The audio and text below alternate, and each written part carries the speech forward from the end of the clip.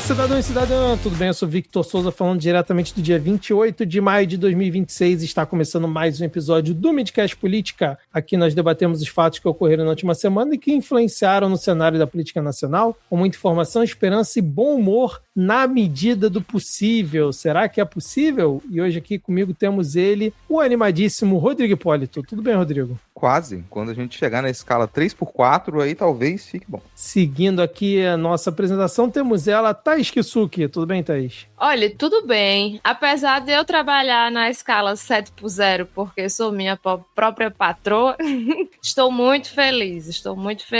Os ventos, assim, estão auspiciosos no nosso país nessa quinta-feira. Vamos ver se esse clima continua até o final da pauta, Thaís Kisuki. E fechando nosso quarteto de hoje, temos ele, Diego Schinello. Tudo bem, Diego? Davi Alcolumbre quer empatar a sua foda.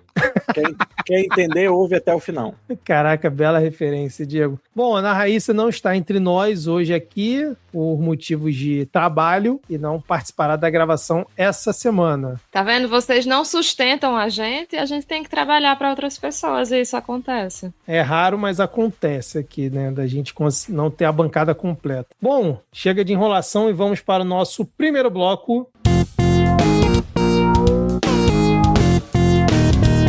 Porque se nós estamos aqui agora discutindo o fim da escala 6x1, foi porque um balconista de farmácia sucateado, negligenciado, explorado, adoecido, se levantou contra esse sistema escravocrata. Se levantou contra esse Congresso Nacional que se coloca contra o povo o tempo todo. Matéria estavam aí, mas foi a dor de uma bicha de balcão e a luta insistente de uma travesti que deu voz a esta matéria, que popularizou esta pauta. Então, esta conquista também estará na conta do movimento LGBTQIA+, na conta da luta das mulheres, que muitas vezes é olhada como pautas que diminuem o debate de classe, que diminuem os debates prioritários, e agora somos nós, esses dissidentes, esta diversidade, que temos liderado e protagonizado esta matéria, e popularizado e trazido e dado a força necessária para que ela pudesse ser destravada. Faremos um limpa nesse Congresso, colocaremos o povo aqui dentro. É fim da escala 6x1, sem redução salarial,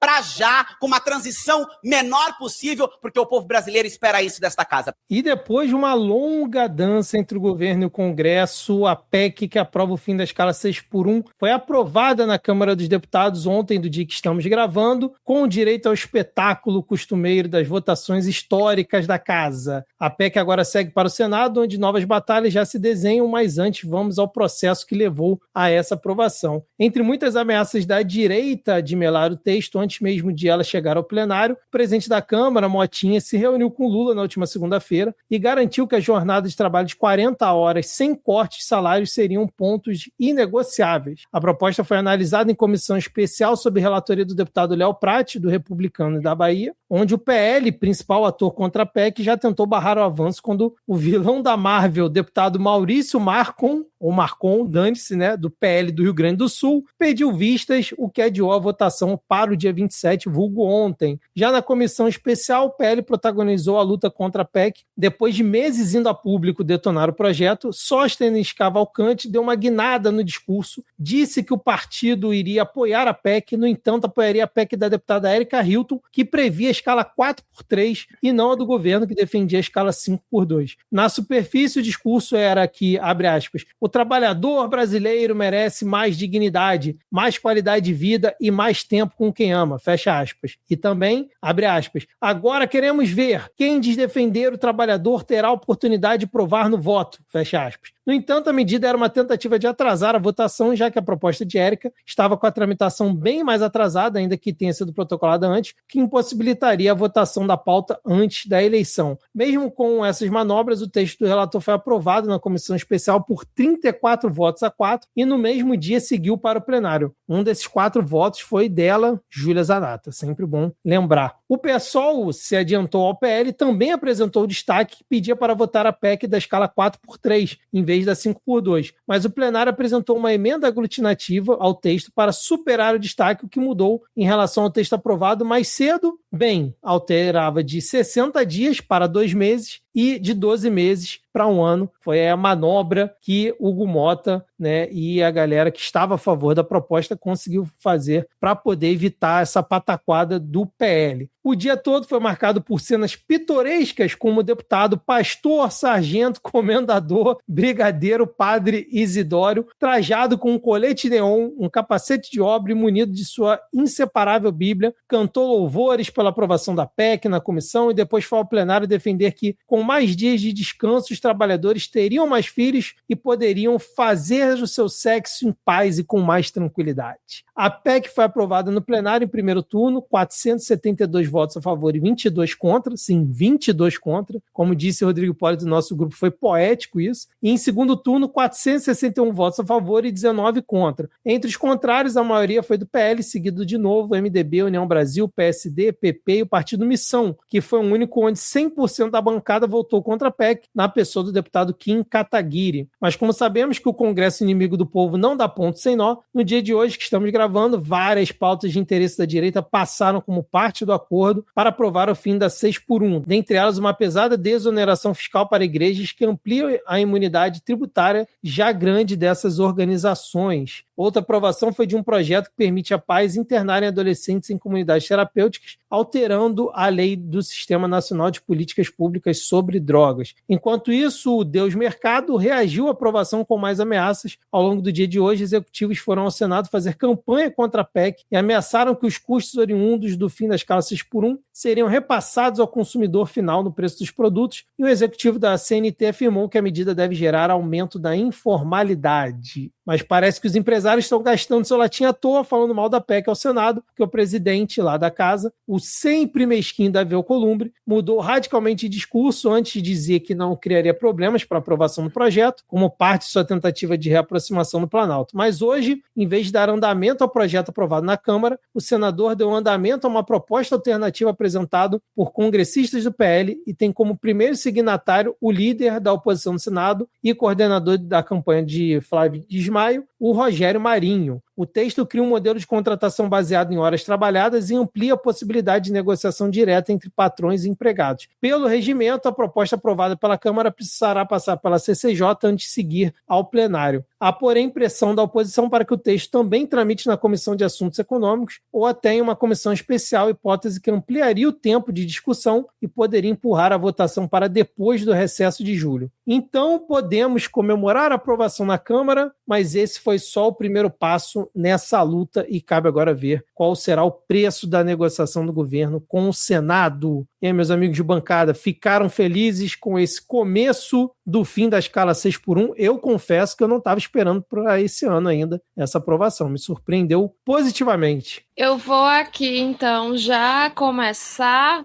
elogiando o trabalho dos parlamentares da esquerda.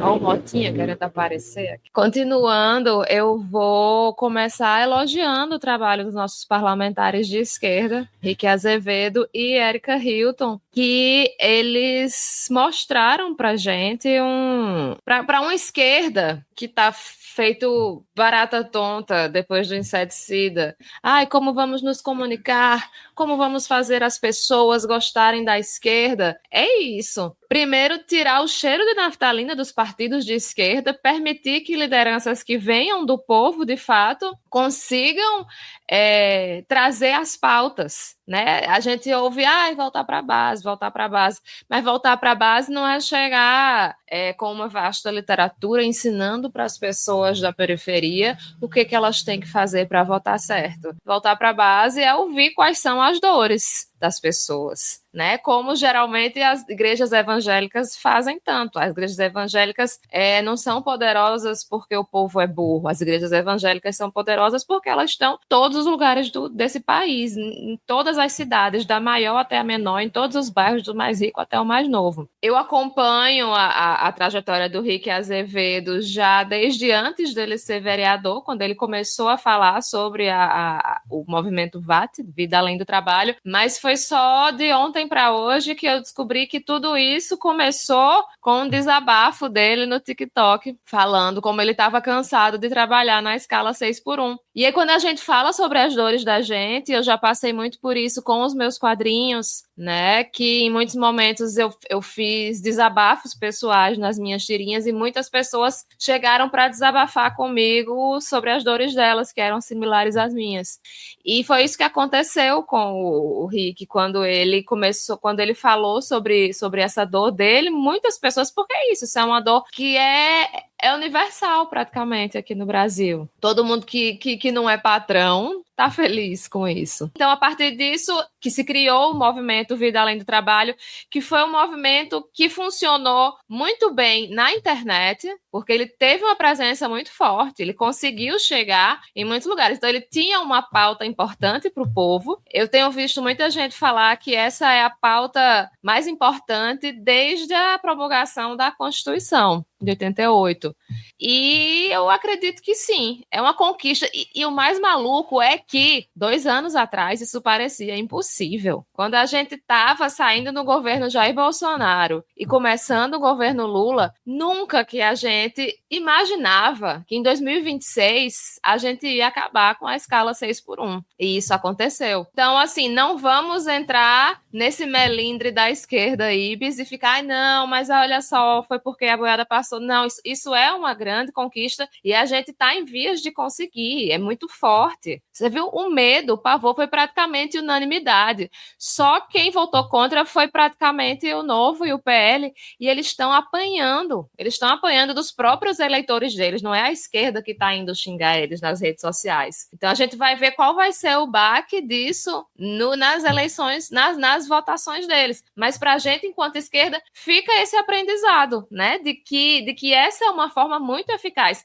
Mas não foi só na rede social que isso ficou. O Rick Azevedo, ele viajou ao Rio de Janeiro de ponta a ponta falando com as pessoas sobre o movimento Vida Além do Trabalho, contra o fim da escala 6x1. Então, assim, fazia tempo que eu não via uma liderança tão forte na esquerda brasileira como o Rick Azevedo, porque, inclusive, a pauta da redução de trabalho, ela já foi apresentada, inclusive, por um deputado do PT. Não é algo novo. E, enfim, isso já foi falado exaustivamente, mas não podemos deixar de mencionar que, para as pessoas que reclamam tanto sobre os identitários na esquerda, foi um homem gay e uma travesti negros que trouxeram a maior conquista dos trabalhadores brasileiros dos últimos tempos. E aí, o tanto que a Thaís falou bem da atuação dos parlamentares de esquerda, que é certo, né? A gente também, agora que parece, né, que está tramitando mais, a gente também refletir um pouco da atuação do governo, que teve coisas boas, mas também teve coisas ruins, né? Então, a gente sabe, por exemplo, que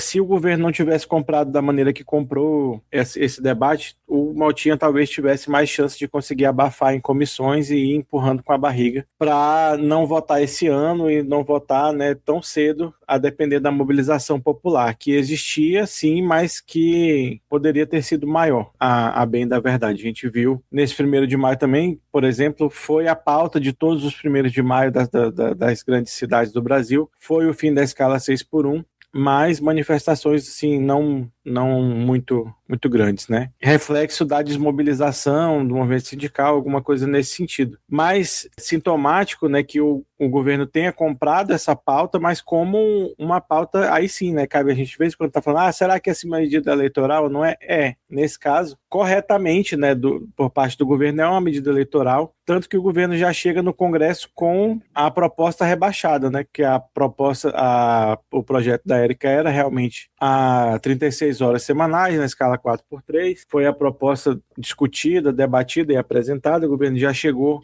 apresentando 5x2, 40 horas, né, no sentido de, vamos pular a etapa da negociação e já vamos apresentar a proposta que a gente sabe que tem mais chance de passar. Começou nessa negociação, então foi importantíssimo o papel do governo, mas que já chegou, como a gente comenta aqui, volta e meia, que o governo ele já chega para o Congresso com propostas rebaixadas, em vez de aproveitar a popularidade da pauta, a popularidade do governo, aproveitar o cenário econômico, aproveitar uma série de fatores para levar o discurso aí um passo adiante, né? Não aproveita, como nunca aproveitou, isso aí a gente conhece já do modus operandi, né, dos governos do PT, mas também como uma maneira de proteger o próprio governo, né? Porque se por alguma loucura do destino andasse, por exemplo, a PEC da Érica e fosse aprovado a escala 4x3, o próprio governo ia ter que se mexer no sentido disso, né? Principalmente o executivo, que é onde está o grosso do funcionalismo público federal e que trabalha 5x2, né, já hoje, a maioria, tirando aí quem é escala de plantão. Então é um projeto que foi importante a atuação do governo, mas que ainda assim foi uma atuação que não é a que a gente queria ver, né, que não era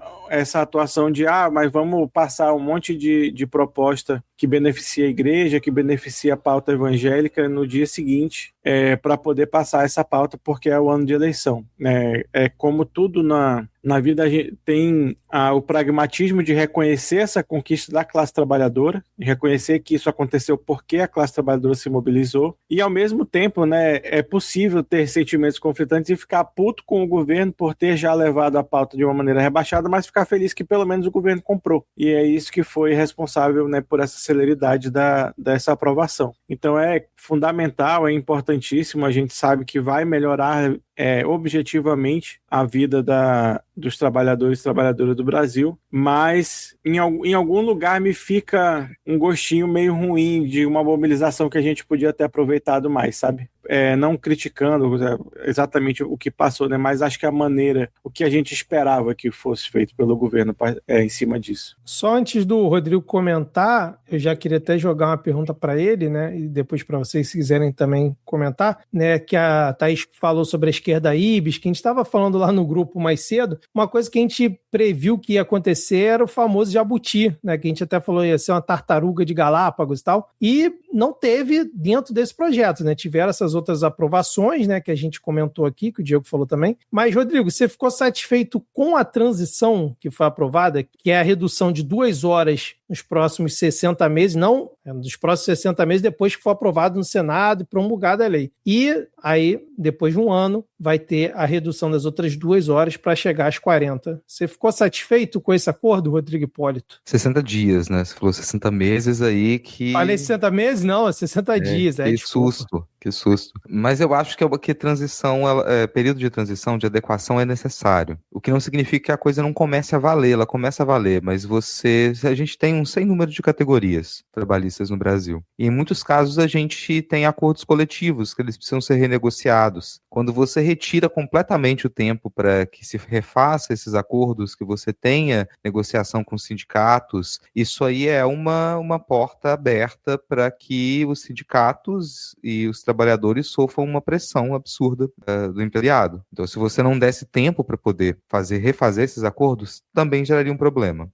E Thaís falou que essa talvez seja a maior conquista que a gente tem no campo trabalhista desde a Constituição de 88, e eu concordo também por conta da complexidade de se fazer isso. A gente estabeleceu uma série de padrões para que a gente consiga organizar o mundo trabalhista de 1988 para cá. Desfazer muitos desses padrões é algo bem complicado. Então, essa não é só uma proposta que você chega e grita, quero acabar com a escala 6x1, e aí do dia para a noite você estalou os dedos e pronto, a coisa está feita. Não. A gente está falando de um país com dezenas de milhões de trabalhadores que trabalham em escalas específicas e isso tem que ser repensado. Então, é necessário um tempo de transição. Não fico totalmente feliz com esse tempo de transição porque, para mim, ele não tinha que estar de acordo com, vamos reduzir primeiro uma carga horária e depois mais. Mas ele tem que estar disposto, a gente vai reduzir o que tem que se reduzir no projeto como integral, a gente vai reduzir essas 4 horas e tá esse tempo aqui para poder se refazer esses acordos. Então, isso de um ano, ele não me agrada tanto, né? Continua um pouco ali dentro do que a gente conseguiu fazer. E aí vai complementando os comentários do Diego e da Thaís,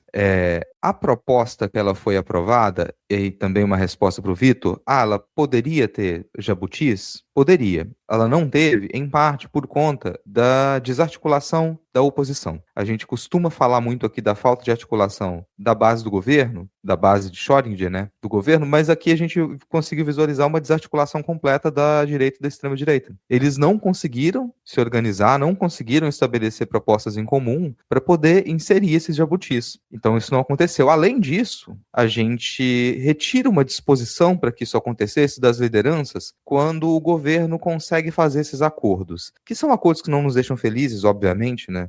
Principalmente esse com relação à desoneração para as igrejas, que não é só uma desoneração, mas é uma facilitação para que você consiga, dentro das igrejas, você comprovar que uma série de itens de gastos agora eles estão voltados para o trabalho social da igreja, que antes exigia uma série de comprovações e agora não vai exigir mais. Isso não nos deixa felizes, claro, mas a gente não pode desconsiderar que o fato da gente não ter esse monte de jabutis na proposta é também fruto dessa articulação do governo. Então você retirou essa intenção, essa vontade das lideranças, isso resulta na desarticulação da direita também, isso é uma parte. A outra parte tem a ver com esse aspecto que o Diego estava falando de comunicação. Ao mesmo tempo em que a gente não conseguiu estabelecer uma mobilização popular do tamanho que deveria ter sido por conta dessa pauta, você também observa que a direita não conseguiu, a extrema-direita ela não conseguiu pegar os mesmos argumentos que eles repetem, desde que o primeiro integrante do PMDB pisou no Brasil lá em 1500, desde sempre eles repetem as mesmas coisas. E eles insistiram nisso de novo, vai quebrar o Brasil, quem é que vai pagar a conta, pipipi, popopô,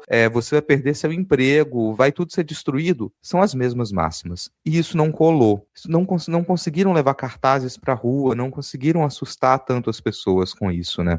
Então essa falta de mobilização ela não foi só do nosso lado. Talvez a gente esteja diante de uma certa fronteira na comunicação política no Brasil nesse momento, e que a gente deveria estar mais atento a isso. Talvez o tipo de comunicação política que a gente fez até então, para poder mobilizar as pessoas, levar as pessoas para a rua, o que já dava sinais de que não funcionava nos últimos anos, agora tem um atestado, não funciona mais fazer desse jeito. Para a gente levar as pessoas para a rua, a gente vai ter que fazer de outras maneiras. E é sintomático que você tenha tido atos na última semana em todas as capitais do Brasil, e o cartaz digital desses atos só chegou para a maioria das pessoas na véspera ou no dia. E aí há de se perguntar nessa comunicação, em que ferramentas vocês estão confiando? Quais ferramentas vocês utilizam e, por conseguinte, confia que elas funcionam? Elas não estão funcionando. E vamos lembrar que a gente sempre levou pessoas para ruas antes da existência da internet, inclusive. Antes de rede social, a gente levava pessoas para rua. Se pergunte como é que essa comunicação acontecia. E aí eu não estou falando só de você trocar meios, trocar mídia, mas você pensar em quais funções eram executadas nos sistemas de comunicação que a gente tinha da década de 90 para trás, e quais dessas funções elas permanecem ou elas foram apagadas no nosso atual sistema de comunicação. E aí talvez dê para se perceber que utilizar essas ferramentas não funcione mais. Vai ter que encontrar ferramentas que funcionam dentro disso ou desenvolvê-las. Esse é um ponto. Conseguir desenvolver ferramentas que elas permitam chegar até o público e realizar essa movimentação, né? Levar as pessoas para a rua. Porque a gente vai ter outras pautas que elas podem ter a mesma aderência se a gente conseguir fazer a comunicação eficiente, que ela foi feita, como o Thaís bem comentou, sem medo, uma comunicação que ela é renovada, uma comunicação que ela não subestima a inteligência da população, uma comunicação que reconhece que existem certos elementos que eles são fundamentais para a maioria das pessoas, e quando eles são colocados em primeiro plano, independe se é uma bicha preta que está falando, se é uma travesti que está falando, as pessoas, elas vão ouvir, elas vão entender aquele discurso. Parte desse problema junto da esquerda IBS, vem a esquerda anti-identitária, que ela atrapalha muito o nosso trabalho, porque não interessa essa pessoa, antes de perceber qual é o discurso, qual é o ponto, do que está se tratando, qual é a pauta, parte da nossa esquerda fala, não compensa nem ouvir porque quem está falando é uma bicha. E aí não escuta, não considera que em primeiro plano deveria vir outra coisa, nesse caso. Então isso é algo que funcionou ali, e a gente pode utilizar isso, pensar nisso com relação às outras pautas que elas mobilizarão. Elas vão ter aderência, sem medo. A gente vai precisar fazer articulação, entregar algumas coisas no Congresso? Isso sempre vai acontecer. Eu tenho a expectativa de que num próximo governo Lula, isso pode ser só um sonho, pode ser só um desejo, de que a articulação do governo não tenha mais sabotagem interna e a gente perceba que não é necessário entregar tanto para conseguir aquilo. Não é necessário entregar tudo para poder conseguir a aprovação dessas pautas, né? Então vamos imaginar o que a gente ainda quer para esses próximos anos e a partir disso a gente pautar as coisas. Não vamos só resolver os problemas que já estão colocados, não. Vamos pensar no que a gente realmente quer para o nosso campo e colocar isso em cima da mesa, assim como foi feito com o fim da escala 6x1. E vamos lá, né? Tá aí o exemplo exemplo de que é possível, assim, de que a gente consegue.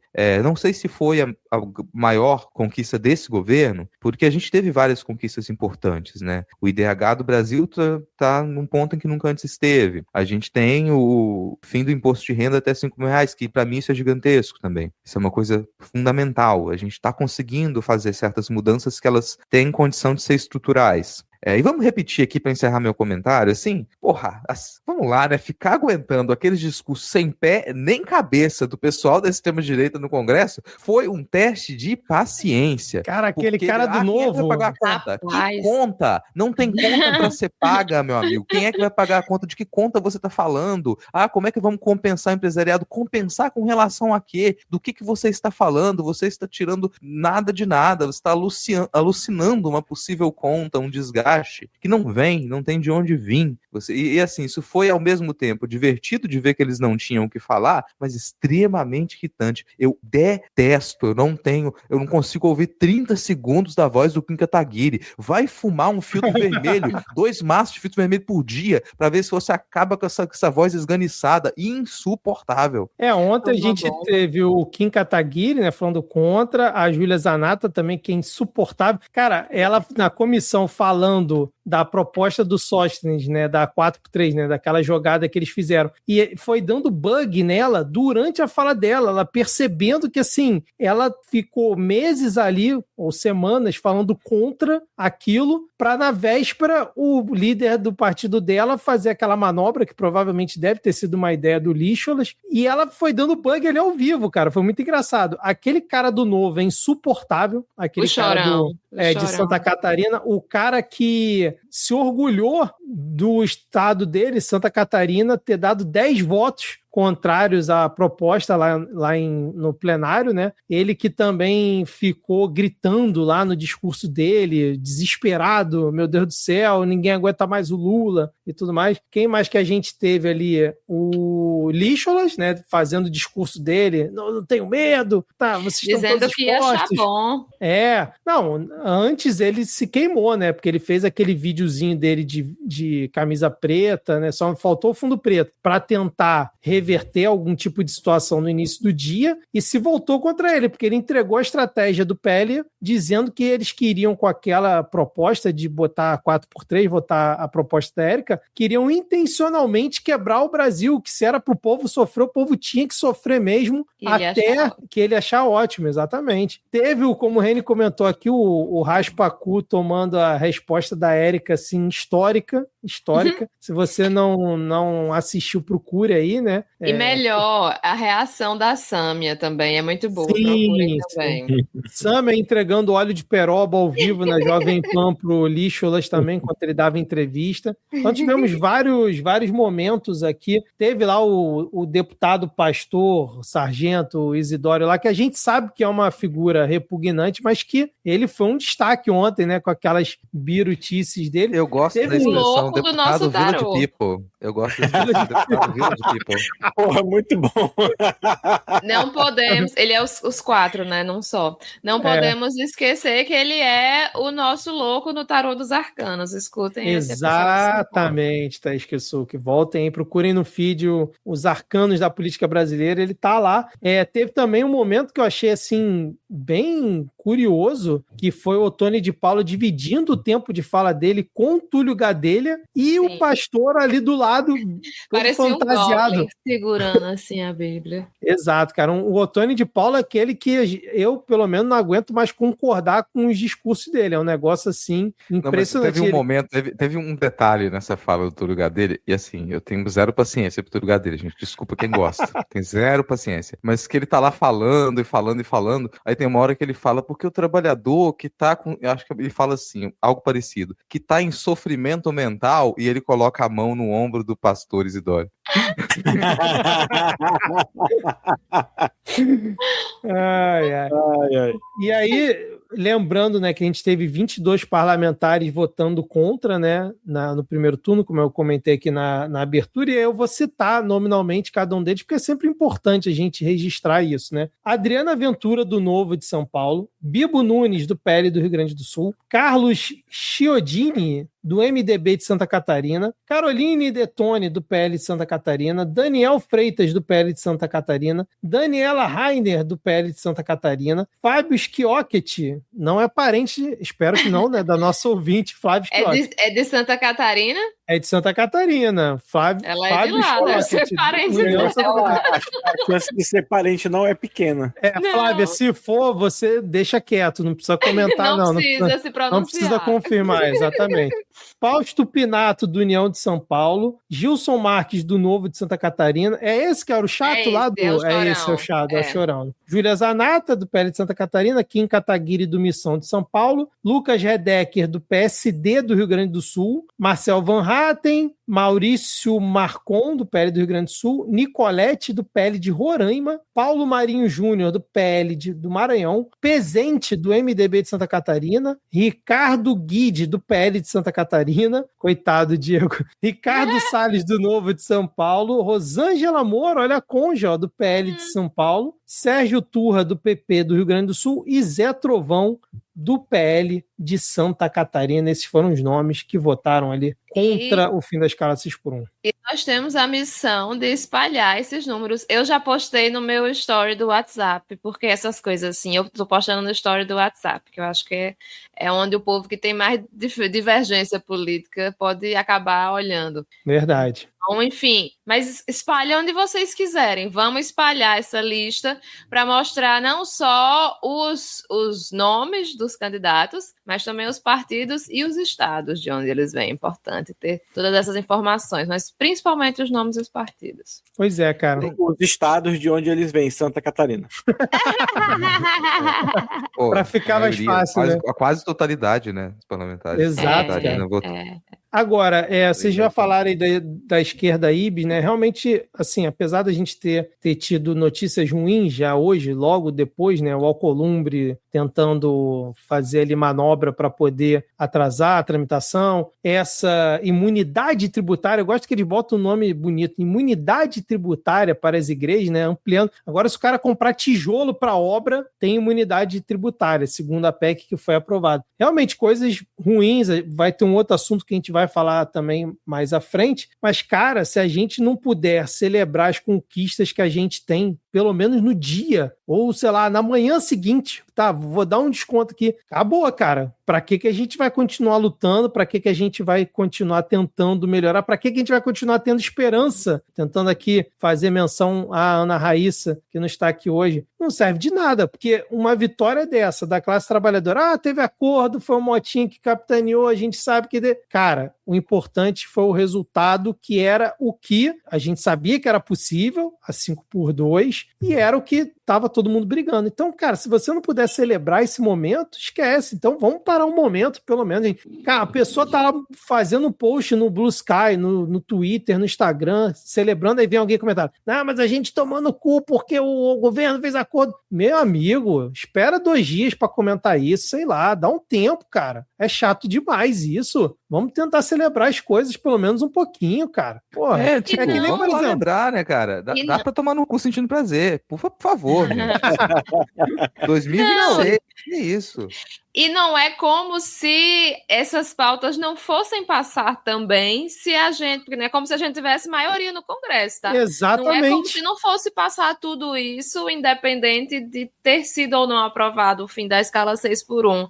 E outra que esse tipo de comentário, ele é extremamente desestimulante, desesperançoso e o pior de tudo, desmobilizador. E eu fico na dúvida se esse não é gente infiltrada, porque a gente não precisa de energia desmobilizadora na esquerda nesse momento. O que a gente precisa é pressionar o Senado para que isso seja aprovado antes das eleições, porque se isso ficar para depois das eleições, aí o negócio vai feder, porque aí todo mundo vai, dar o dedo pra gente e pronto. Então, assim, a gente tem que pressionar e mais.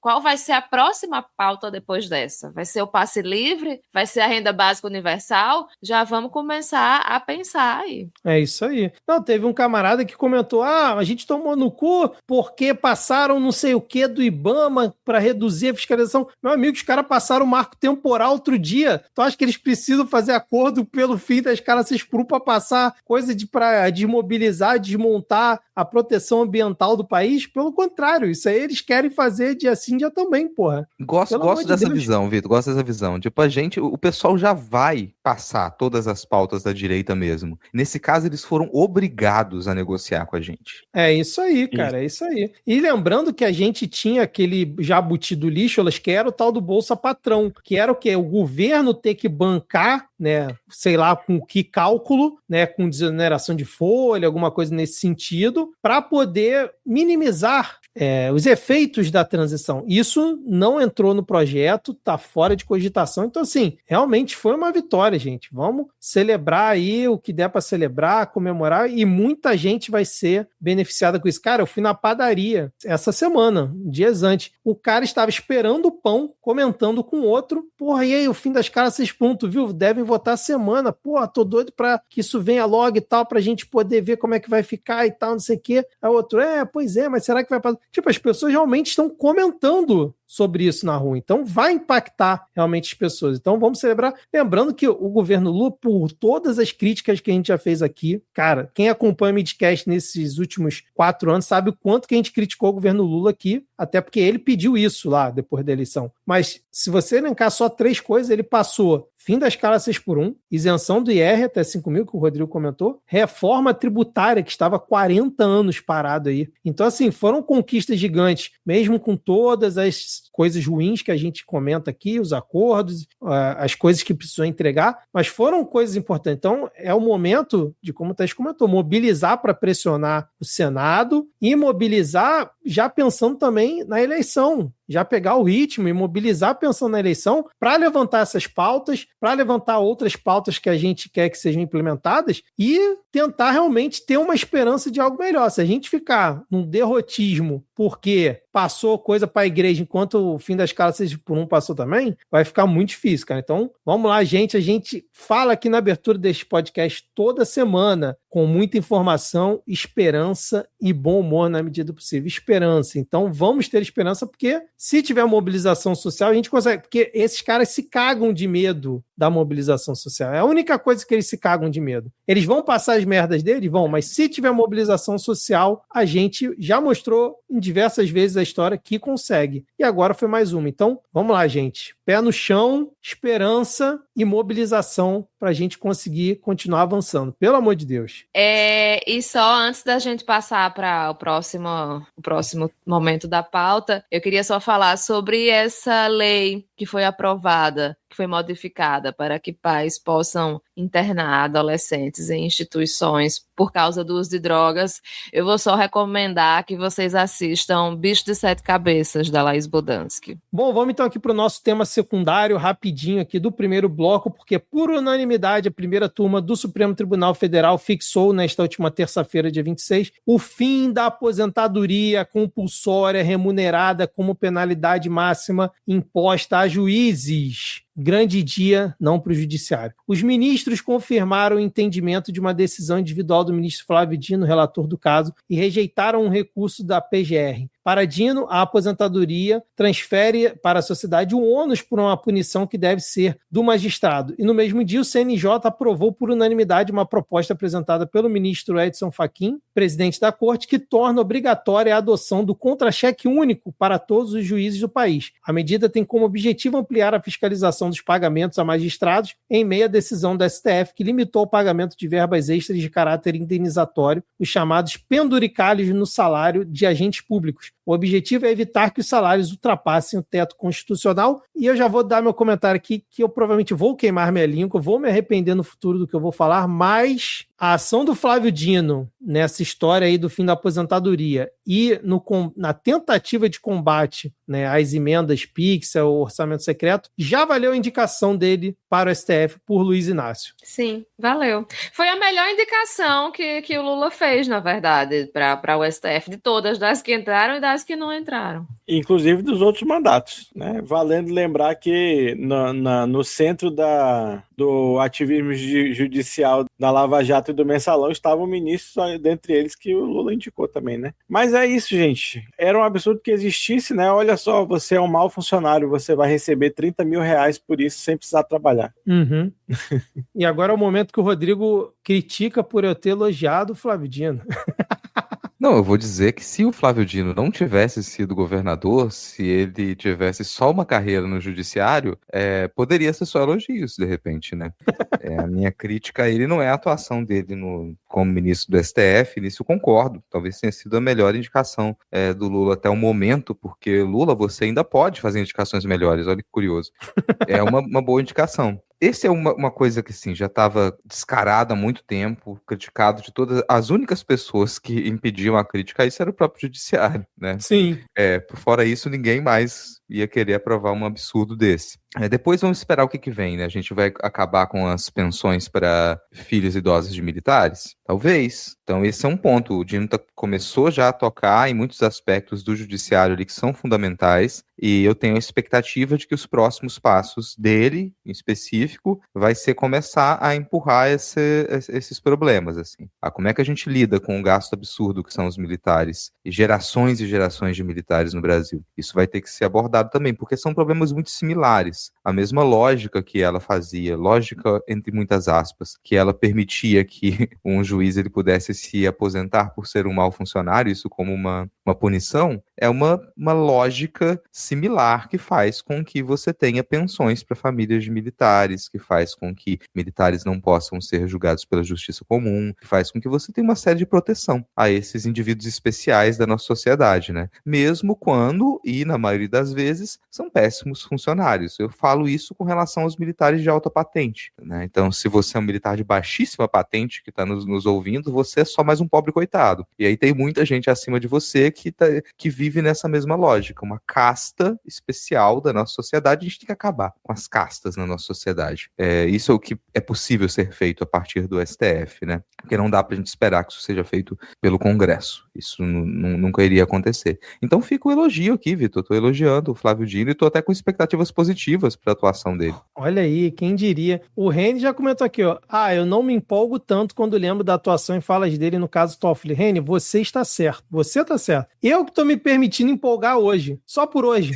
Eu tô me permitindo isso hoje. Então, por isso que eu gostei da atuação dele. Esse caso da aposentadoria compulsória, a gente já comentou aqui no episódio passado, o melhor dessa decisão é que foi no âmbito de um caso que o juiz ele tinha sido aposentado compulsoriamente por conta de rolos dele lá onde ele atuava, entrou com a ação falando, não, eu quero voltar a atuar. Que aposentadoria compulsória o quê? Dino, peraí então, a aposentadoria compulsória vai ter mesmo não, vai ter nem isso nem nada. Então, desde sem aposentadoria compulsória e agora o entendimento do STF é para que realmente não tenha mais isso para o juiz. Qual vai ser a manobra que eles vão fazer para tentar driblar isso? Eu não sei, porque no caso do contra-cheque único, o que eles fizeram? Teve a determinação do Dino para evitar os penduricários, os caras criaram um contra-cheque complementar, auxiliar, eles fizeram um levantamento de mais de 400 tipos de benefícios espalhados ao longo do país, em que eles davam esses penduricários de forma diferenciadas para tentar fugir do radar em contra-cheques auxiliares. E agora isso também está definido que tem que ser um contra-cheque único. Com certeza eles vão tentar uma manobra para driblar isso, a gente não tem dúvida disso, mas pelo menos por enquanto me parece ser uma boa notícia essa unificação e principalmente o fim da aposentadoria, que era um absurdo assim, sem tamanho, né, cara? Era aquela coisa que já era aquela piada, né? Juiz cometeu crime, legal, ele vai ter a bela punição de ser aposentado e continuar recebendo até o final da vida o gordo salário dele. Pelo menos agora não vai ter mais. Eu tenho uma ideia. Vamos a próxima lá, pauta da esquerda pode ser essa, galera. Aposentadoria compulsória para todo mundo, ganhando 30 mil reais por mês. Que tal? Imagina que lindo. Acho bom, e hein? assim, eu fico lembrando nessa história, teve uma fala do Gabeira, que para mim exemplifica muito o que é esse pensamento de casta incutido no nosso imaginário, assim. Ele veio dizer que, sim, é muito importante o fim da aposentadoria compulsória porque não era punição, mas podia ter deixado pelo menos um salário mínimo para o juiz não ficar desestruturado. Pode até ter sido piada, não sei. Mas a questão é, porra, que raciocínio é esse? Porque assim, quando é que o trabalhador ele é demitido por justa causa e você pensa, não, é melhor dar um salário mínimo para ele permanente pro resto da vida para ele não ficar desestruturado, né? Porque assim, no fim das contas, aí eu tenho que... Vamos reverter esse raciocínio e fazer igual o Thaís fez? Sim! Porra, se as pessoas elas vão ficar desempregadas, ou elas estão com dificuldade, ou elas vão ser demitidas, que legal seria se a gente tivesse aí uma renda mínima permanente para que as pessoas não ficassem desestruturadas. Porque, se você considera que um juiz vai ficar desestruturado, mesmo ele tendo acumulado dinheiro durante, sei lá, décadas, e o cara nunca mais vai precisar trabalhar na vida, já não precisava, imagina quem precisa. Pô, não... Rodrigo, e vamos lembrar, o juiz já pode dar entrada no seguro-desemprego dele, se ele quiser, pô.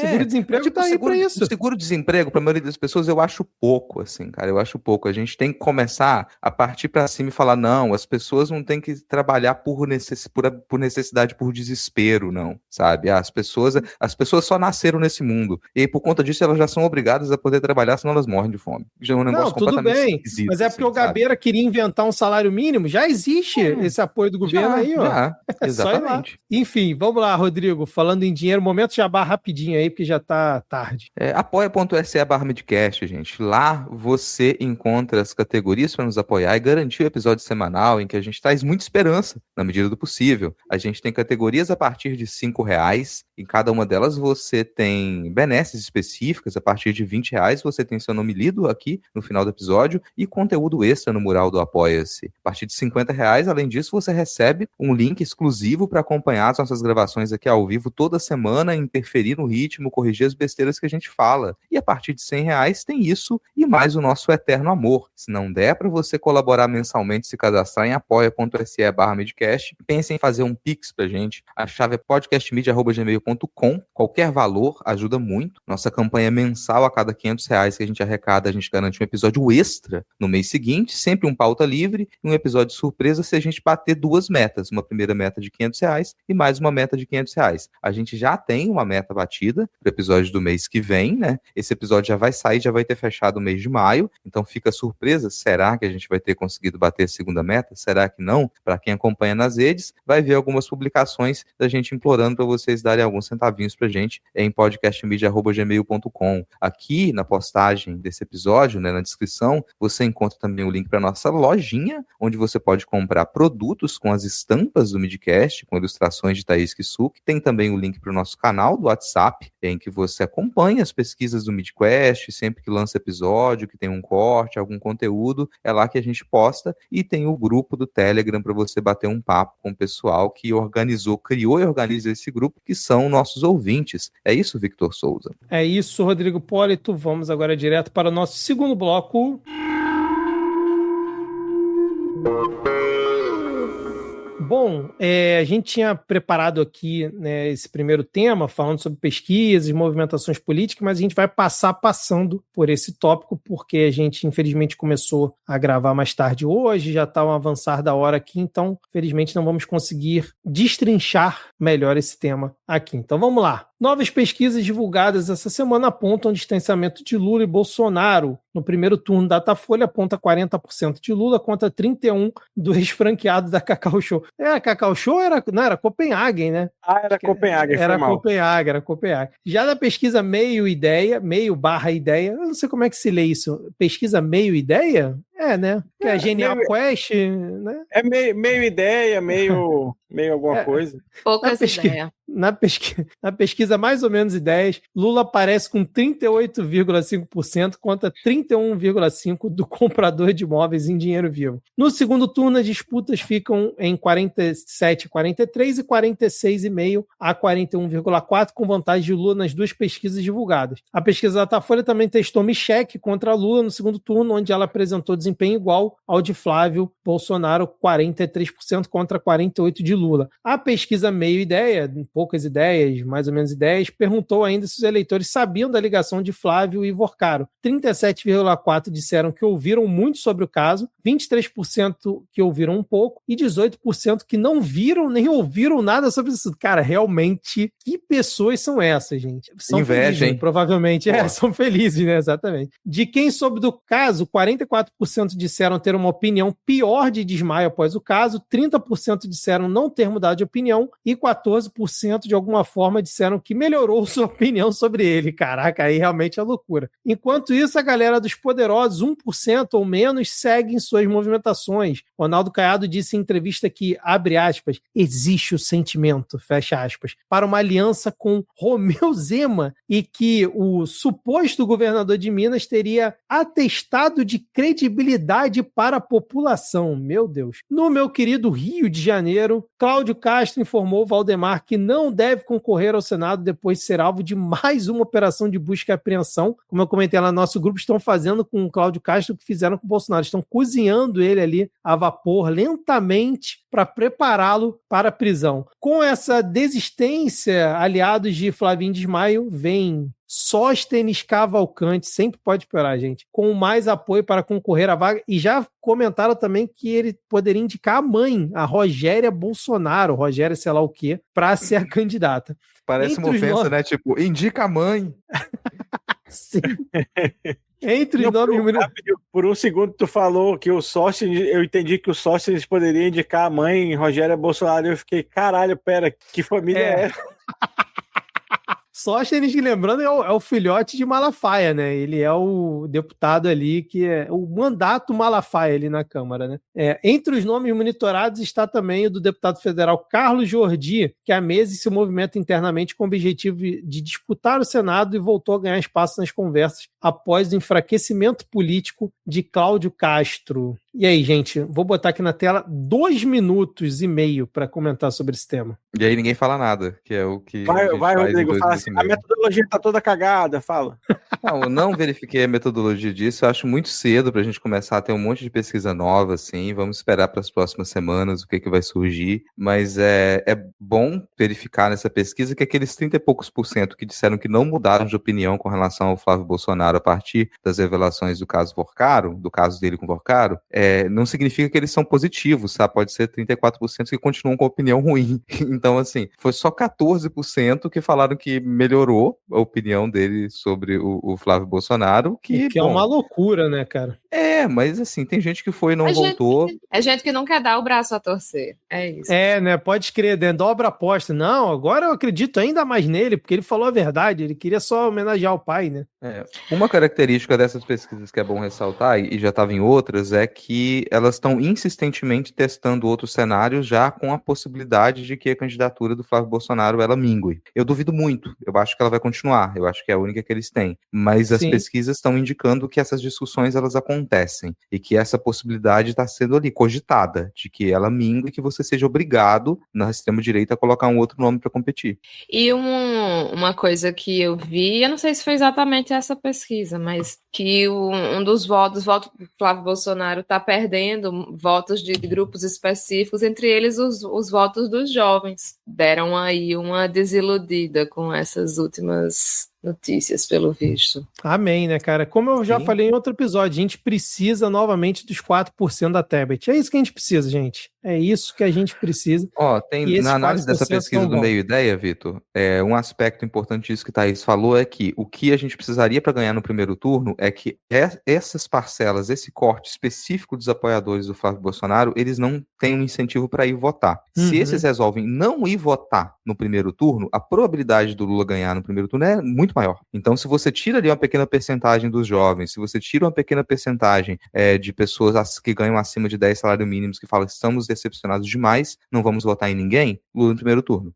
E também não pode migrar lá pro Renan Ucrânia, né? Porque senão... Não, não também... ir, é a galera que não vai, desiste de votar.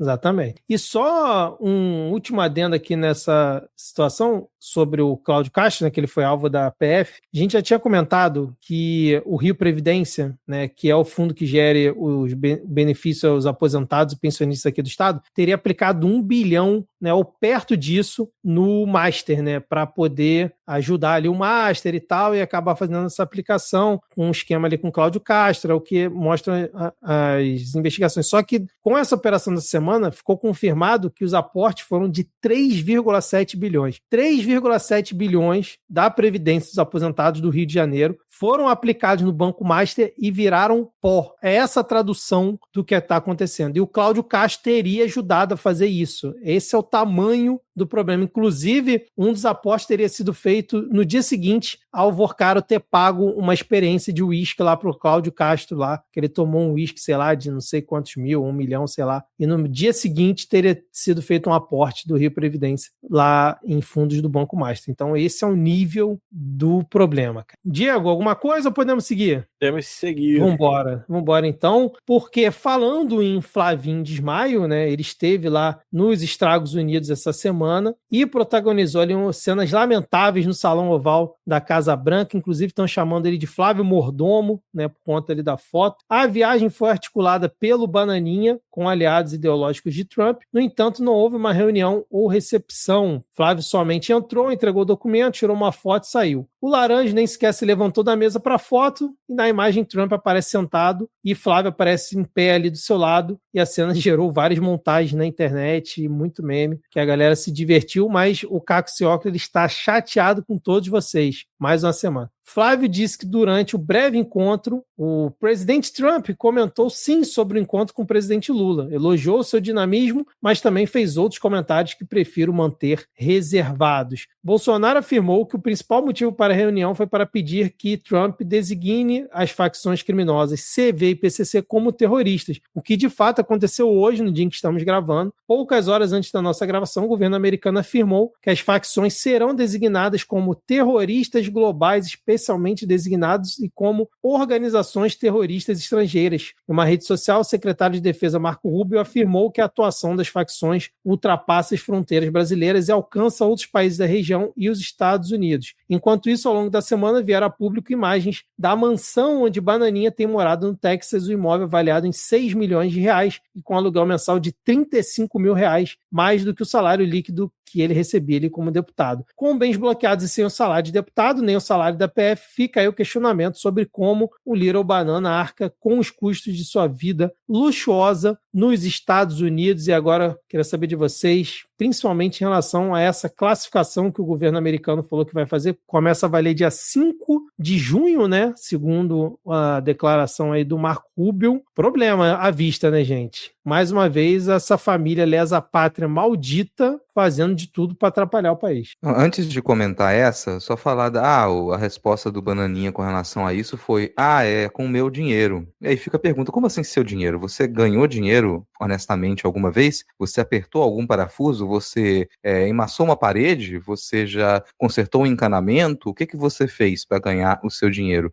E isso é o grande mistério, na verdade. Você não tem dinheiro, não, cara. Todo o dinheiro pior, que você Rodrigo, já teve é dinheiro público. Exatamente. Ele falou de uma forma como se ele estivesse recebendo ali, sei lá, num CLT, alguma coisa assim, num comércio que ele tem, sendo que ele passou a vida toda como funcionário público, cara, como político. Agora essa visita do... de ontem, né? Que ele tá com todos os bens congelados.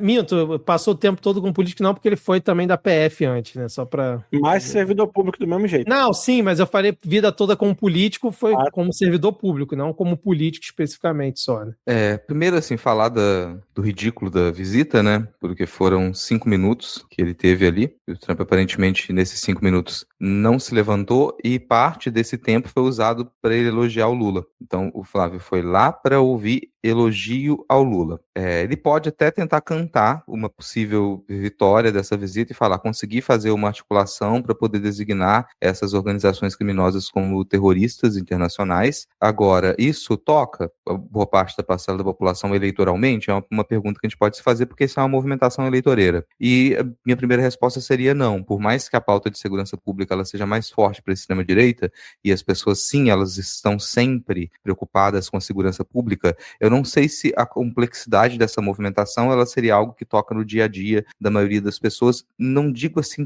a gente sabe que uma parte da população ela está sofrendo, ela continua a sofrer com essas organizações criminosas, mas especificamente a designação delas como terroristas pelo governo americano, isso vai tocar no dia a dia dessa parte da população? Duvido muito. Além disso, isso é um complicador econômico também, é um complicador empresarial. Então isso faz com que o Flávio ele perca certos apoios ou ele irrite uma parcela do empresariado brasileiro. Isso vai acontecer. Aí o Reine até comentou aqui que o nome dele já está ali muito vinculado ao Vorcaro e o Vorcaro ao PCC. Então você cria uma situação confusa para a comunicação política da campanha do Flávio Bolsonaro quando ele faz esse movimento. Porque apesar de ele estar fazendo um movimento que parece ser contra as organizações criminosas, como o nome dele já está vinculado a esses problemas criminais, a tendência é que isso se reversa no sentido contrário, que é um pouco do que a gente já falou aqui, que acontece todas as vezes que governos de esquerda combatem a corrupção. Que independente do governo estar combatendo a corrupção, o que fica aflorado é que estamos ouvindo mais falar de corrupção. Então a gente está ouvindo mais falar de Flávio Bolsonaro vinculado ao Vorcaro, vinculado ao PCC. E aí a gente continua a ouvir o nome do Flávio Bolsonaro vinculado ao PCC, independente de qual seja o sentido disso. Isso tende a fazer com que a imagem dele seja mais negativa. Não me parece ter sido uma estratégia razoável, assim. E acredito, inclusive, que isso irritou parte da família e irritou parte do seu apoio político também, porque isso atrapalha a campanha, né? A gente já viu até que dentro da família dele, o próprio cabeçudo, o cabeça de filtro, Carlos. Isso. Cara, eu queria muito não te ajudar, porque ia ser muito bom ver tu procurar esse nome. Enfim, o Carlos Cabeça Bolsonaro, ele já veio se manifestar dizendo que a campanha está toda errada, porque até então o Carlos Bolsonaro era uma pessoa que era muito influente nas campanhas políticas da família, e ele parece ter perdido esse espaço, porque você tem uma guerra interna ali. Então, as movimentações que a gente vê nesse momento e nos próximos momentos, vocês podem vincular isso a essas disputas internas da extrema-direita também, e especificamente de quem tem que apoiar cada integrante da família Bolsonaro. Ótimo tiro no pé. Carlos, inclusive, que apareceu essa semana com frases concatenadas normalmente, então eu fico na dúvida se ele começou a tomar um remédio para TDAH ou se ele está passando o texto dele no chat GPT. Porque agora tem SUS, ele consegue atendimento, consegue remédio. Olha aí, tá vendo só? Eu só tenho uma pergunta. Eu vi boatos de que essa foto seria IA, será? Não, acho que não, porque o Trump, ele adora tirar foto também. Qualquer post que aparece lá, ele tá tirando foto pra fazer. Mas, cara, uma coisa que essa galera parece, ainda bem pra nossa sorte não se tocar, é que eles não têm que fazer campanha para esses 14% que não mudaram de opinião, o caso do Márcio. Quando você quer ganhar uma eleição, você tem que fazer campanha para quem ainda não ia votar em você, né? Para quem já tá votando em você, você já tá garantido. E aí a gente pensa que um grande ponto da guinada da popularidade do Lula nesse mandato agora foi quando ele começou a enfrentar o Trump e defender o Brasil, naquela onda das tarifas e tal. Foi uma grande guinada da popularidade do governo, porque até então o governo estava patinando na comunicação, não conseguia deslanchar, a gente falou disso exaustivamente. Ou seja, né, o Lula ganhou popularidade ao ir de encontro ao Trump, né, ao de bater de frente com o Trump, e o cara vai lá lamber as bolas do Trump procurando agradar a quem, tipo, o que ele ganha com isso, né? Nenhum cálculo político sério tem nisso. Virtualmente não se converte em mais voto para ele, graças a Deus, para nossa sorte. Não, e o louco é que, por exemplo, quando eles estavam com aquela ideia de classificar como terroristas as facções em um projeto aqui no Congresso, isso tinha muito mais apelo, na minha opinião, com parte da população do que essa classificação por parte dos Estados Unidos. Porque, por exemplo, o Flávio não vai poder chegar na campanha e dizer, gente, a minha pauta para a segurança pública é os Estados Unidos mandar um porta-aviões e bombardear todas as favelas do Rio de Janeiro. Ele não vai poder falar isso. Não? Ele não vai poder... quer dizer, também não vamos duvidar, mas assim, em teoria ele não poderia falar isso. Então, como o Diego falou, qual o ganho que ele tem pensando na campanha que os Estados Unidos classifiquem o CV e o PCC como organizações criminosas? Porque o cara que está sofrendo com essas organizações, ele não vai ver lá o fuzileiro dos Estados Unidos entrando lá para salvar ele. Não vai ter patrulhamento com bandeirinha dos Estados Unidos lá para melhorar a segurança dele. O que pode acontecer, como muita gente já falou, é os Estados Unidos, através dessa classificação, se sentirem na liberdade de atrapalharem ou interferirem de alguma forma o processo eleitoral aqui, a nossa soberania. Não sabemos como, mas existe essa possibilidade a partir do momento da classificação. Só que, assim, eu ainda tenho um pé atrás se realmente essa classificação vai ser feita, porque a gente sabe que o governo Trump, ele vai e volta o tempo inteiro. Então, eles deram esse prazo, né, de 5 de junho, né, esse episódio aqui vai sair no dia 2. Então, assim, não me surpreenderia se rolasse uma nova articulação do governo, junto ao governo Trump, para, sei lá, vamos adiar por 60 dias essa classificação para debater, entendeu? Então, assim, ainda não está batido o martelo, já está anunciado e tudo mais, mas isso também não quer dizer muita coisa. E, assim, uma coisa é o Bananinha chegar e ficar falando, não, agora a gente vai poder tratar o CV e o PCC como os Estados Unidos, igual tratou o Bin Laden, já falou essa pataquada hoje. Só que, como eu falei, o Flávio não vai poder, em teoria, ficar falando isso na campanha. E me surpreende o Tarcísio, que já correu para defender. Não, tá certo, tem que classificar como terrorismo mesmo. Sendo que se os Estados Unidos aplicarem sanções econômicas no Brasil por conta dessa classificação, que é o mais provável que aconteça, e não vi aqui um fuzileiro descendo de rapel aqui para combater o CV e o PCC, o estado que mais vai ser impactado com sanção comercial, as empresas do estado, é justamente São Paulo. Então, assim, realmente não dá para entender por que esses caras estão apoiando essa medida via Estados Unidos. Se fosse a medida via pauta no Congresso que eles já tentaram, eu até entenderia, pela lógica torta deles, essa manobra. Mas realmente, via Estados Unidos, é só para criar tumulto mesmo e tentar levantar hashtag nas redes sociais, justificar que o Bananinha tá lá salvando o país, essas maluquices, né? Porque não faz sentido. Como o Diego falou, o que o Lula tiver que fazer para reagir, ele vai fazer, vai bater de confronto com o Trump e provavelmente a popularidade dele vai subir de novo. Mais alguma coisa? Não, só comentar que teve uma época, não muito distante, em que a palavra terrorismo, terrorista, ela tinha um impacto muito maior. Hoje Sim. ela não tem esse mesmo impacto. Hoje essas palavras, elas não causam a mesma reação que causavam anteriormente nas pessoas, né? Então isso já foi ali nos anos 2000, começo dos anos 2010, uma palavra-chave que você falava isso e pronto, a gente está designando o que há de pior na humanidade. Não acredito que seja mais esse caso, majoritariamente. Eu acho que foram termos que eles se diluíram, eles perderam seu significado, né? E eles se transformaram em uma palavra qualquer, assim, para muitas pessoas. Então, para mim, isso também perde essa parte do efeito. Agora,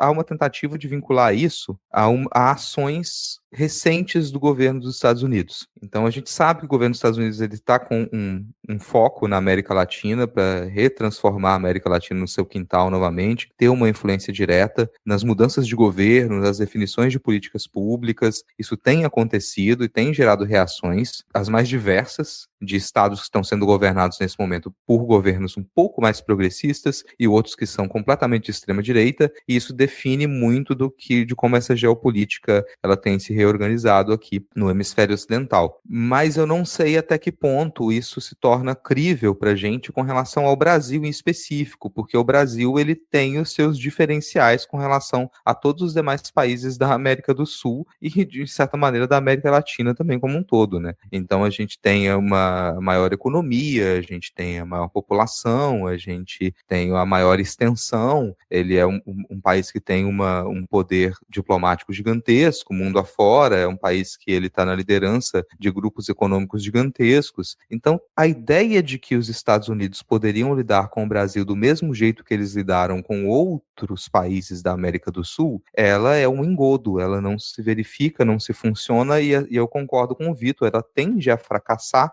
porque o nosso poder de articulação ele é muito maior. Então, para o governo brasileiro ele conseguir chegar e bater de frente e falar, não, adia isso, deixa isso para lá, esquece esse assunto, é algo a se considerar. Outro aspecto também, Vitor, e aí vamos ser realistas com relação à nossa política interna, a nossa política doméstica, muitos dos nossos agentes públicos e do nosso empresariado têm ligações, se não explícitas, de dependência quase simbólica com essas organizações criminosas. E aí, como é que você vira para deputados estaduais, prefeitos, governadores de direita e de extrema-direita principalmente, que vocês queiram ou não, eles têm os seus contatos e as suas ligações com milícias, com o Comando Vermelho, com o PCC, e você vira para eles, olha, estou mexendo nas suas coisas, estou atrapalhando o seu trabalho, porque aí no seu estado você tem que conviver com essas organizações criminosas, você tem que de alguma maneira dialogar com elas, mesmo que não seja de modo oficial, mas esse diálogo acontece, ele tá ali, ele existe, tá? Negar isso, achar que isso é uma coisa, não, isso existe, tá ali. O Comando Vermelho é extremamente forte e ele influencia na política e na organização social de diversas cidades e estados brasileiros. O PCC, não precisa nem dizer, vai para o Brasil inteiro e fora das nossas fronteiras sim, então a gente está lidando não só com o crime organizado estereotipado, mas com forças políticas e econômicas muito grandes quando a gente lida com essas organizações criminosas. Elas têm influência forte na nossa política. E aí vem uma figura, uma liderança de extrema-direita e fala, eu vou atrapalhar a sua vida, você aí, prefeito, governador de extrema-direita, estou atrapalhando a sua vida. O que isso pode repercutir de perda de apoio político, mesmo que não se torne público, mas de desorganização, de desestruturação para o Flávio Bolsonaro é enorme, tá? Nesse sentido, eu digo que foi realmente um ótimo tiro no pé. Pois é, Rodrigo, e só complementando assim, eu acho que o único modo, sei lá, dessa ação virar algum voto pro Flávio, digo por vias normais, tá? Óbvio, se ele influenciar na eleição de alguma forma e tal, aí é outro papo, outra história. É, sei lá, o cara chegar e tacar uma bomba num barco de, sei lá, criminosos lá no Amazonas, num rio lá no Amazonas, igual ele faz lá no oceano, lá nos barcos que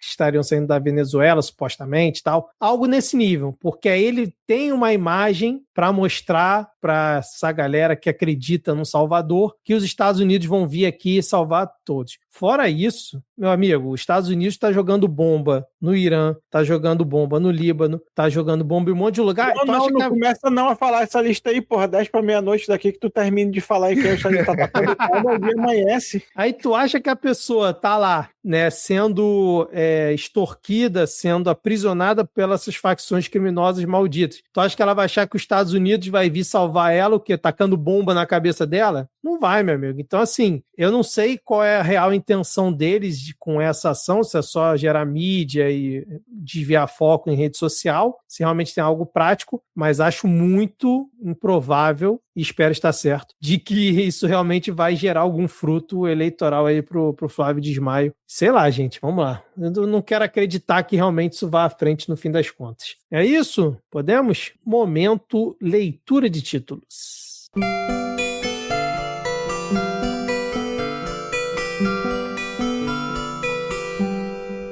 Advogado de Vorcaro deixa a defesa do dono do Master após PF rejeitar proposta de delação premiada. Certo advogado, né, cara? Se é um momento pra gente defender um advogado neste podcast, é esse agora. O único advogado que a gente defende neste podcast é Reni Barcelos. Ex-funcionária pagou o cartão da esposa de Mário Frias e fez Pix para ex-chefe de gabinete, indicam comprovantes bancários. Quem entendeu, levanta a mão. Não foi essa que fez um empréstimo também? Eu acho que foi essa que rolou um negócio desse. Fez um consignado ainda por cima. Deve ter sido, eu acredito. Quem manda ser trouxa. Resumindo, rachadinha no gabinete lá do Mário Frias, ao que tudo indica, segundo as investigações. Foi visitar para ver se conseguia o restante do dinheiro, diz Valdemar sobre reunião de Flávio com Vorcaro usando tornozeleira eletrônica. O Valdemar é aquela pessoa que você não pode contar nenhuma fofoca, porque senão ele passa adiante. Não, mas para governar o PL, ele tem que partir da seguinte premissa: onde não tem segredo, não tem fofoca. Então, para evitar a fofoca, ele tá aí, ó, liberando. Não, e já era uma expectativa nossa, né? Quando que o Valdemar vai falar sobre isso? E ele realmente entregou o que a gente estava esperando, né? E pior que não tem nem como você proibir eles da entrevista, porque é o presidente do partido, né? Sim. Imagina o desespero toda vez que surge alguma coisa.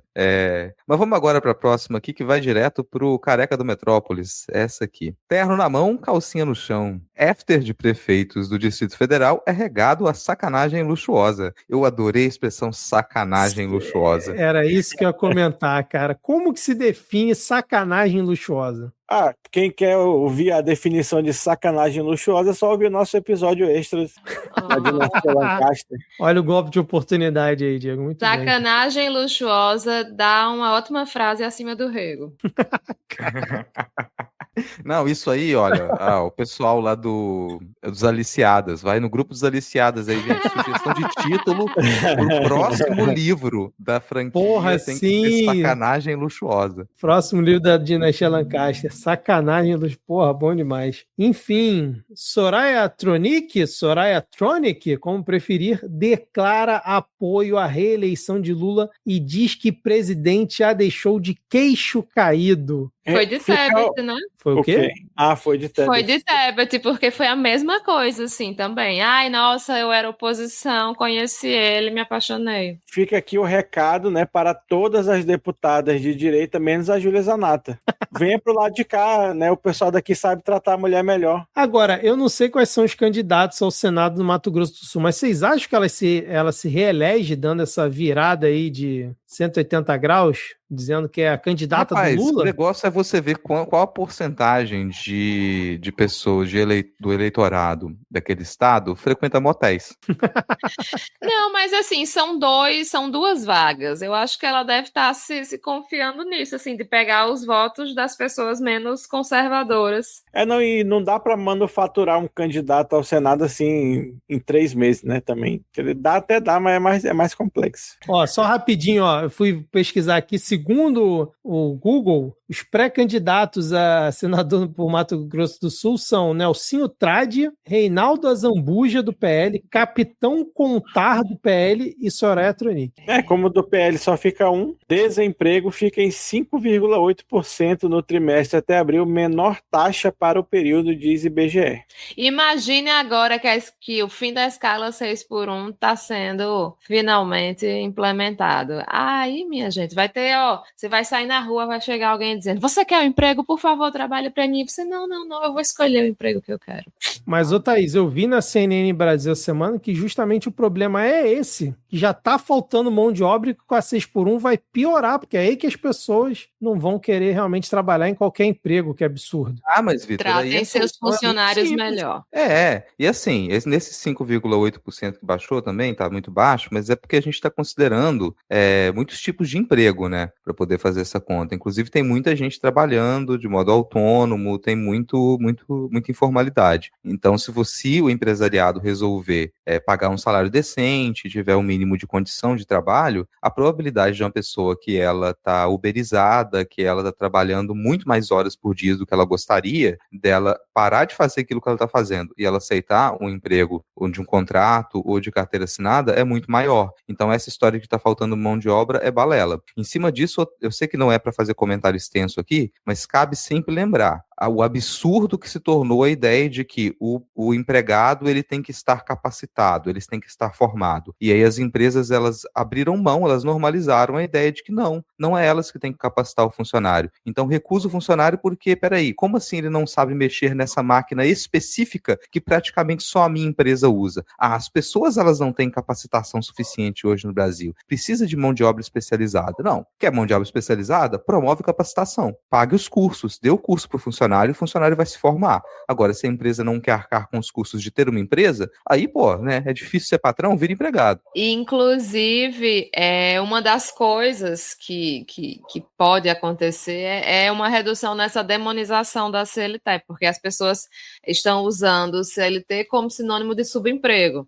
Então, assim, com 2 folgas por semana, né? Enfim, com os empregos se tornando mais atrativos e menos exploratórios, talvez a CLT, os empregos formais, se tornem mais interessantes, porque, assim, é muito bom férias remuneradas, gente. Eu queria demais conseguir tirar umas férias remuneradas, 13º, e tem emprego que tem plano de saúde, de impé, sabe? Pelo amor de Deus, como é que você vai dizer que isso é ruim? O que é ruim é você ter uma escala de trabalho exaustiva e um salário baixo. E isso não tem nada a ver com ser ou não CLT.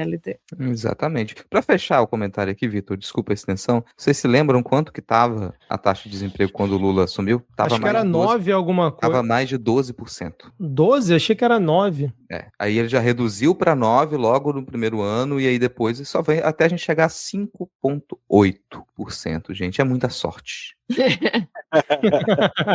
Brasil alcança maior índice de desenvolvimento humano da história. Olha só, continuando nas notícias que falam sobre sorte. É muito doido isso, né? A gente no meio, o mundo virado de cabeça para baixo e o Brasil tá melhor que nunca. Aí o Rodrigo, que gosta muito de comentar sobre estatística aqui, você viu aquele gráfico do IDH?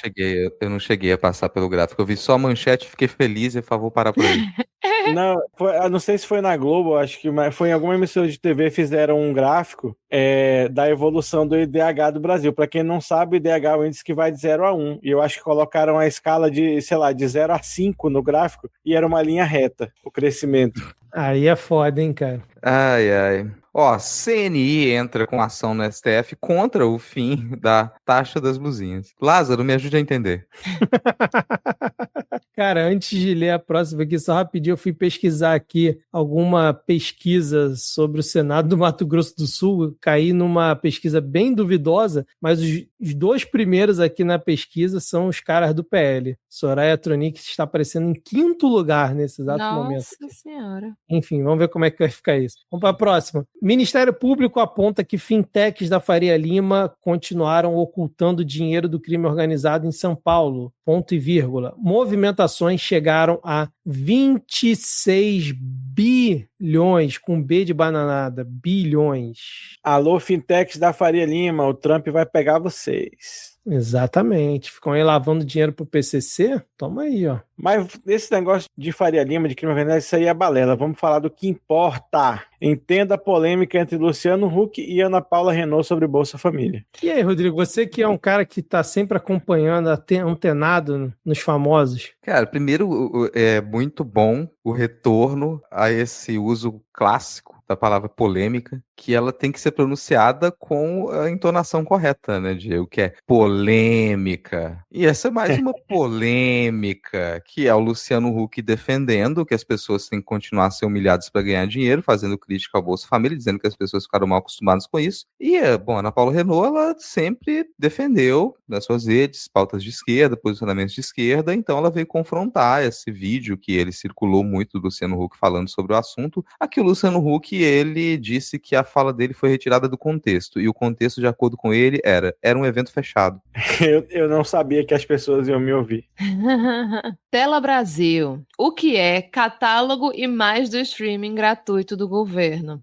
Gente, a gente já tinha livros gratuitos, agora a gente tem filmes. Eu soube, inclusive, que vão ter coisas assim que são muito difíceis de encontrar, tanto no streaming quanto na pirataria. Então, assim, adorei. Moradores pressionam e Gestão Nunes expulsa casas de repouso para idosos da Lapa. Cara, todas as palavras dessa notícia, elas conseguiram me irritar antes que eu lesse.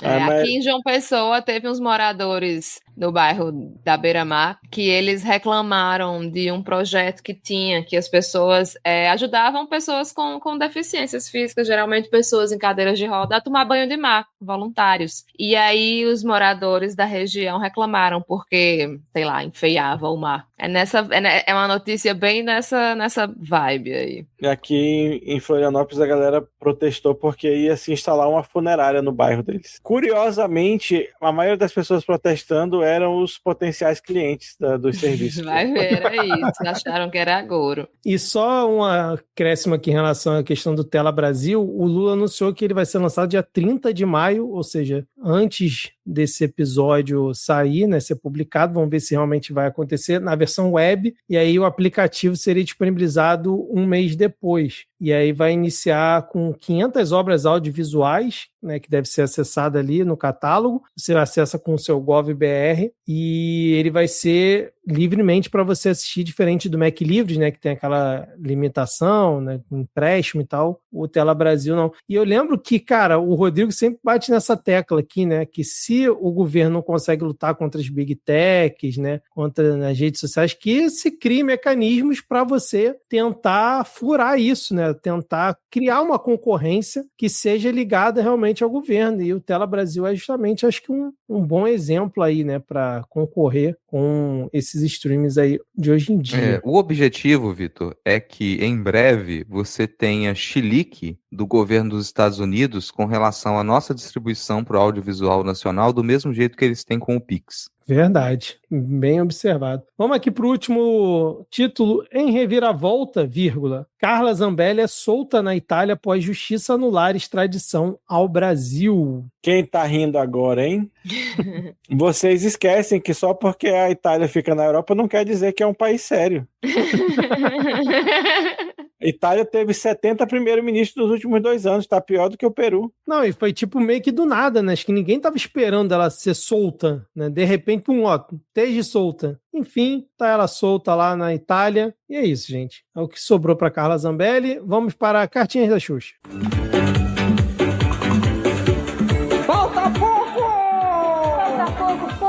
Pouco para você ganhar, baixinho. Não fica desesperando, fica triste, não. Se você escreveu, falta muito pouco. Você já fez o mais difícil, que era escrever.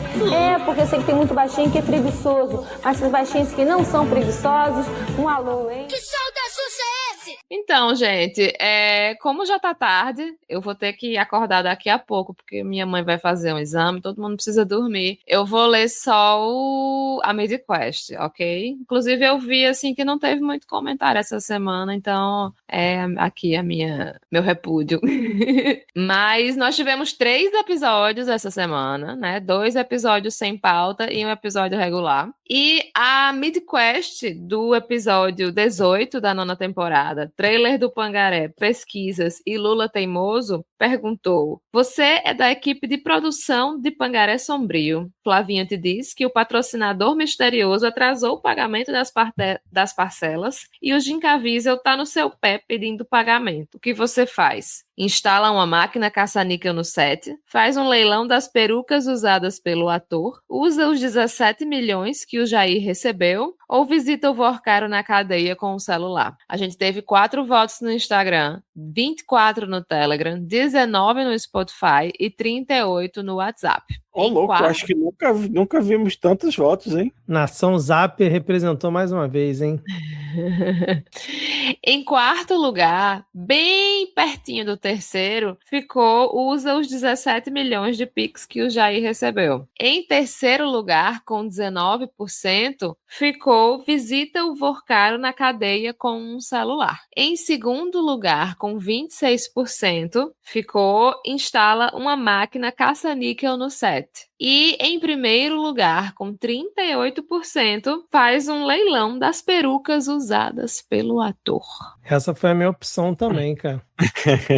Eu tenho a impressão de que tem uma parcela do nosso público que, quando vai observar a MidQuest, tenta procurar a resposta mais lógica, sabe? Aqui, o que realmente faria sentido? E normalmente não ganha. Normalmente o pessoal é o que vai assim, o que realmente faz menos sentido, o que é mais absurdo, vou votar nessa. Mas tem uma galera que procura o mais sentido, e aí você pensa, uma galera que votou que ia com o celular visitar o Vorcaro, porque, bom, em teoria faz parte, vai lá e vai conseguir o dinheiro. Eu fico pensando que, como a gente tem um público sério, às vezes, né, uma galera que é muito compenetrada e fala, não, eu vou me colocar no lugar desse indivíduo e vou tentar tomar a decisão que ele realmente tomaria. Ô, Thaís, você vai me permitir uma indelicadeza essa semana? Você falou que não vai ler os comentários por conta da avançada hora e tal, mas eu preciso ler 2 aqui, por favor. Um é direcionado ao Diego, que foi no episódio do Midcast Sem Pauta, né, o último, e a Gisele comentou o seguinte: Gisele Mica, quando morei em Manaus, o melhor quicão era o lanche do Gordo, próximo à pizzaria Lopiano. Que pena não ter conhecido o Diego na época. Saudades de um X caboquinho. E aí, Diego, confirma essa informação? Cara, não cheguei a comer lá não, nesse lanche do Gordo. Talvez eu não morasse ainda em Manaus, se pá, na época que ela morou lá, tá? Pode ser então, né? Tem um outro aqui da Andrea Cantejani, Thaís, que ela comentou no react do Tudo Pela Luxúria. Ela falou assim: só fala uma coisa, vocês são perfeitos em qualquer assunto, muito, muito bom sempre. E aí, o último aqui do Capelo, lá no Spotify, no Sem Pauta também, que ele falou assim: já tá tudo bem, mas precisava contextualizar para falar com detalhes, risos. Eu tava terminando de ouvir o episódio no PA do hospital, enquanto acompanhava minha mãe que seria atendida. Até que não consigo encontrar minha versão séria após as histórias de não reconhecer as pessoas na rua. Precisando sair da sala de espera, fui comprar um café para rir em ambiente aceito e me deparo com uma vitrine cheia dos piores doces já criados. Em destaque, ele, o olho de sogra. Risadas garantidas, melhor podcast. É muito bom. Antes da gente ir para os apoiadores, última semana para quem quiser ou tiver intenção de participar do evento, encontro, o que a gente for fazer aqui no Rio de Janeiro, quando tiver todo mundo no Rio, em agosto, link na descrição do episódio do formulário, por favor aí, preencha, responda para nos ajudar a ver o que a gente vai fazer aqui, preparar junto com os ouvintes em agosto. É isso. E hoje vamos mandar um abraço para eles que estão na escala 7x0 do nosso coração. Carolina Fernandes, Ana Carolina Mitchell, Sebastião Ferreira, Ouvinte Misteriosa, Ricardo Jaloto, Edna de Lourdes, Lia Drummond, Camila Braz, André Rezende, Leonardo Spor, Ouvinte Misteriosa 2, Eduardo Vasconcelos, André Benjamin, Bianca Damascena, Denis Almeida, Jorge Afradique, Guilherme Anselmo, Isnei Menezes, Flávio Schiocket, Marina Duarte, Eduardo Leão, Joana Porto, Gabriel Pires, Wagner Gomes e Rodrigo Rocha. Muito obrigado. E fica aqui um beijo para quem representa as nossas férias remuneradas na categoria Um Beijo da Lhama: Lisandra Pires, Bruno Teixeira, Lele Riso, Maria de Fátima, Mariana Zampol, Carolina Leão, Hugo Albuquerque, Laís de Moraes, Cristine Medeiros, Pablo Cardoso e Rene Barcelos. E aqui o 13º do nosso coração, na categoria Ministério do Amor: Tiago Luiz Pereira, Carolina Clemente, Amauri de Melo e Alanda TI. Diego, temos enquete essa semana, Diego Schinello? Temos. MidQuest sempre. Se as empresas de pesquisa fazem pesquisa toda semana, por que a gente não faria? Em entrevista, a Flavinho Desmaio disse que o Trump elogiou o dinamismo de Lula, mas também fez outros comentários que ele preferia manter reservado. E a MidQuest quer saber essa semana quais outros comentários que o Laranjo fez para Flávio nessa sua reunião de 5 minutos. A primeira opção, o Trump perguntou: "Have you seen Lula's tripé macroeconômico?" A segunda opção: "Secret Service, there is um latino aqui, socorro." A terceira opção: "And you are the famoso quem?" E a quarta opção aí, na esteira das montagens, né, do Flavinho Mordomo, é "Just uma coquinha zero, thanks." Ai, cara. Caraca, o pior que todas eu acho. Porque todos são perfeitamente plausíveis, né, cara? Ai, caraca, imagina o Flavinho vindo com aquele paninho aqui no ombro, né? A bandeja com a coquinha zero chegando pra entregar pra ele. Ai, meu Deus do céu. Mas deram um latino aqui, socorro. A do latino, pelo amor de Deus, cara. Muito bom, Diego. Créditos finais, gente. Esse episódio usou fonte de um monte de gente. Geralmente quem faz essa curadoria dos créditos, né, é a Ana. Ela não tá aqui hoje, então um monte de gente aqui ajudou pra fazer essa pauta. Esse podcast foi apresentado por mim, Victor Souza, por Diego Schinello, por Thaís Kisuki, por Rodrigo Hipólito. Edição desse que vos fala, Victor Souza. Nossas redes sociais são midcast.com.br lá no Blue Sky, Podcast Media no Instagram e no TikTok e podcastmedia@gmail.com na rede social do Banco Central, o Pix. É isso, valeu, muito obrigado a todos que acompanharam até o final, muito obrigado a essa bancada maravilhosa e até a próxima semana. Valeu, tchau, tchau. Valeu. Um cheiro. Falou.